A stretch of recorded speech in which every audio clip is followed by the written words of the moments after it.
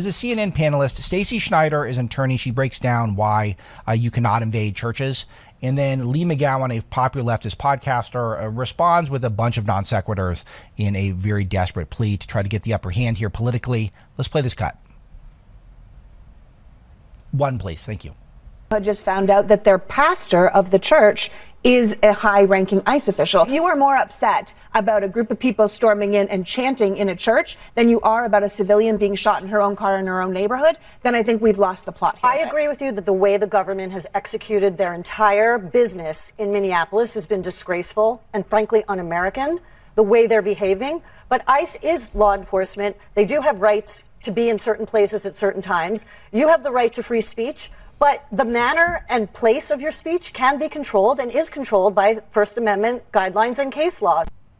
What's noteworthy in all this to me is how it's so clear that if this was, for example, a mosque and there were right-wing protesters that stormed a mosque, then the news cycle would be nonstop, that this is Gestapo tactics, this is a militia that's forming, we're having an insurrection, we're having a secession, we're about to go to civil war. All this would happen, but because it's a church and now in the United States of America, it is frowned upon to practice your faith in a church in many corners of the world, particularly on CNN panels, then all of a sudden it's like, well, maybe it's okay. Maybe it's okay if you burst into a house of worship as Don Lemon did. And that maybe that's legitimate, even though clearly the law states that it's not. We've gone through this stuff. And to act as though that the person still, weeks after we've had all the footage, we're still acting as though the person who was Renee Good, who was shot in the face, was doing nothing. Her lesbian partner was taunting the official. She drove her car at the command, drive, clearly into the officer who reportedly had internal bleeding before he shot her. So do we just ignore that completely because it's inconvenient politically? Why is that? Can the left ever take a loss?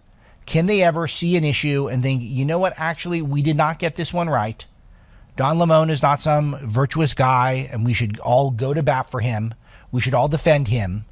He's someone who's very self-interested, and he's someone who's just trying to remain relevant, even though he was only relevant before because he had this big perch at CNN. No one respected him. No one thought he was bright. No one thought he had much to say.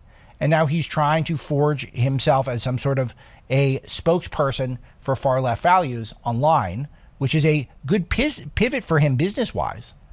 But it's not compelling any sort of meaningful discussion about how to make the country a better place. And the left sees the country only becoming a better place if they're in a better position politically. That's what it all comes down to. And they're losing ground on all the major issues, from trade to the economy to the border to law and order. None of these issues are favoring the left right now. And so all they can do is try to play this narrative as if it's really Trump who's the fascist, Trump who's the one who is not abiding by law and order. He's the one who's subverting the law. It's all classic projection. In the meantime, we need to keep figuring out how to solve the major problems that we're facing in this country. And I'll tell you, it goes beyond any sort of the great replacement. We are talking about a massive effort to subvert America. Borders, closing the borders, deportations, this is just the beginning. From Mexico to China to all over the world, what's happening in this country is there is this marriage between radical Islam, communists and Marxists, and the far left to try to rely on America's empathy, our love, our humanity, our desire to try to educate people and to clothe people and to house people and to take care of them medically, and to try to use that in order to use that against us to import the third world, water down American values, bankrupt us, make us depressed, and make sure that native-born Americans are not an important part of this society as they once were, when we were at our best, when we were thriving. Donald Trump, I think, sees through this. We're going to be covering this a lot in the show for the rest of the week. Plus, we're heading over to Greenland now. We're heading over to Davos now, the American delegation. I think going to lay out, an incredible agenda. And we're going to cover all that in the Marlow show throughout the rest of the week.